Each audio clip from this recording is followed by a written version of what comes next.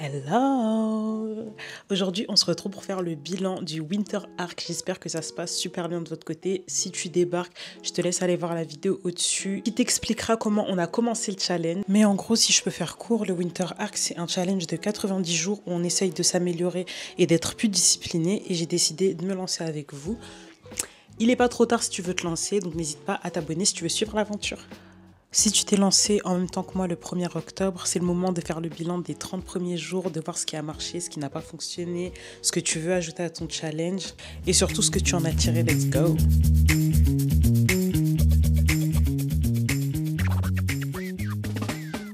Pour ce qui est du réveil à l'heure, du coup, tous les matins, ça me permet de m'ancrer, de faire mon petit rituel et de commencer la journée avec une vraie intention. Et même quand je suis en période de règles, du coup, je fais que mes lectures. Et j'avoue que ça change la vie. Rien que le fait de se lever plus tôt. C'est trop bien parce que du coup, je peux remplir mes journées, j'ai le temps de me reposer. Je suis plus dans le rush en mode... Je sais que même si ma to-do list du jour, elle est longue, la journée, elle a commencé tellement tôt que... je suis censée avoir le temps de tout faire. Donc ça, franchement, je kiffe et j'y prends même plaisir maintenant. Les premiers jours, c'était grave compliqué. Genre, j'avais vraiment du mal à me lever. Moi, je suis pas du matin. Je suis vraiment pas une meuf du matin. Petit à petit, je commence à kiffer à être matinale comme ça. Les fois où j'étais pas chez moi, je me réveillais un petit peu plus tard.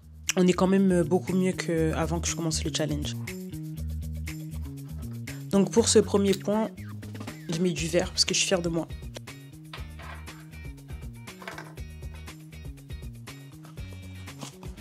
On a aussi la skincare, ça j'avoue que je la fais pas tous les soirs. Mais je vais quand même me mettre un trait vert.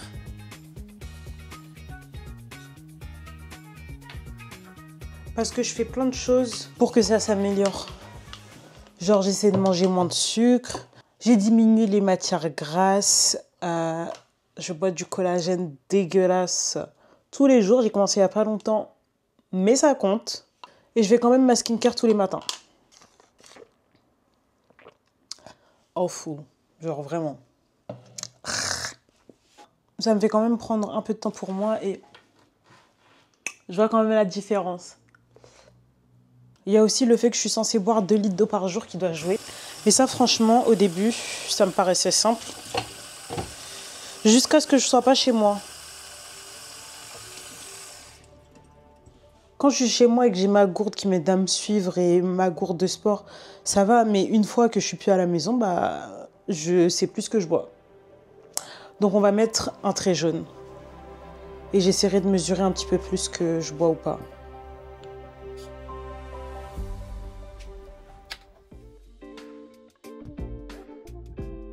Concernant la lecture, ça m'apporte quand même du calme et un peu de déconnexion.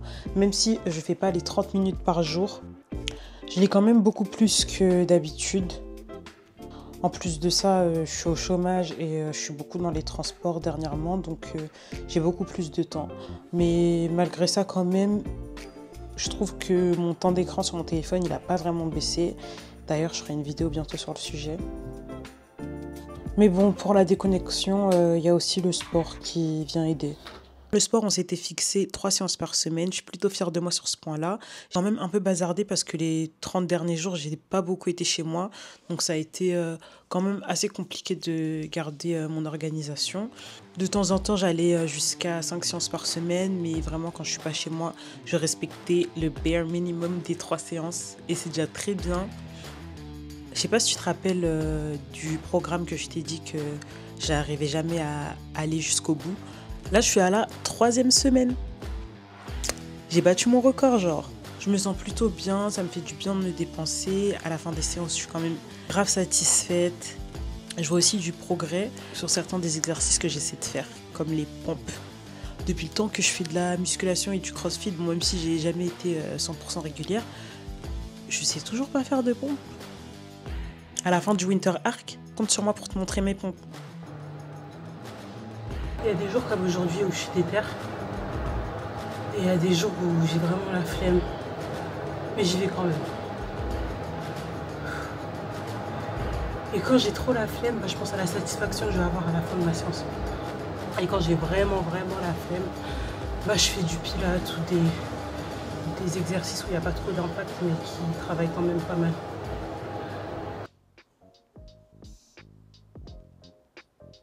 Je devais aussi avancer sur un projet hyper important, 1 heure par jour. Un peu compliqué de travailler 1 heure par jour parce que c'est pas un projet sur lequel je travaille toute seule. On est 2 sur le projet et la personne avec qui je bosse est à des kilomètres. Du coup, pour matcher nos emplois du temps, c'est un peu compliqué. Mais j'y travaille quand même beaucoup.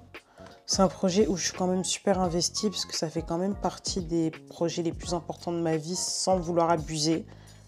Mais c'est vrai qu'y consacrer 1 heure par jour, j'ai du mal et pourtant j'ai du temps. Donc pour les prochaines semaines, je vais essayer d'y remédier parce qu'il y a quand même beaucoup de temps. On a une étape assez importante sur le projet, donc on va commencer à se bouger le cul. Globalement, ces 30 premiers jours, ça m'a permis de marquer le début de ma transformation en fait. J'ai fait beaucoup d'introspection et je sentais que j'étais engagée quotidiennement dans des petites actions qui vont faire en sorte que je me sens mieux, que je me sens plus accomplie, plus disciplinée. Et franchement, mentalement, c'est un truc de ouf comment je me sens mieux. Bon, après, avant le début du challenge, j'étais dans une période un peu d'anxiété à cause de la fin de ma vie d'étudiante, ma fin de contrat d'alternance, etc. Et là, Dieu merci, ça va beaucoup mieux. Je pense que tout ce que j'ai mis en place aussi, ça m'a beaucoup aidé. Vu que tout ça, ça m'a mis dans une nouvelle routine, dans une nouvelle manière de m'organiser, bah, je stresse moins, je suis moins fatiguée, j'ai plus d'énergie. Genre faut voir comment je suis tout le temps fatiguée et là je me lève tôt et j'ai plus d'énergie, c'est pas normal. J'espère que de votre côté ça se passe tout aussi bien que moi.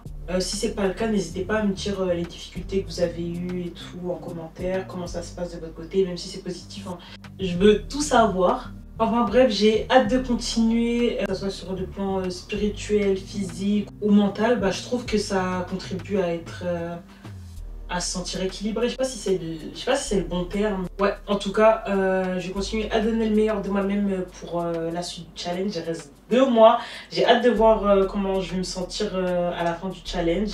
Et franchement, même si t'as pas commencé début octobre, je t'encourage de ouf à commencer, même si c'est 2 mois, même si tu fais ça 1 mois. Genre là, si ce que je te dis, ça te parle, commence. Je te remets la vidéo qui explique comment commencer le challenge. C'est tout pour moi pour aujourd'hui. J'espère que vous avez kiffé ce petit format parce que j'ai kiffé le faire. Et en fait, je vous prépare à ce qui arrive les prochains mois. Donc n'hésite pas à t'abonner si ce n'est pas encore fait. Un petit pouce bleu si tu as kiffé la vidéo. Et je vous dis à la prochaine pour les prochaines vidéos. Bye. C'est ma coca, c'est ma coca, c'est ma cocaïna. Avec elle, je m'évade du ghetto. Pour faire des tâches, je dois me lever tôt. Je m'envolerai bien à Soweto. Elle veut qu'on se croise dans la chambre.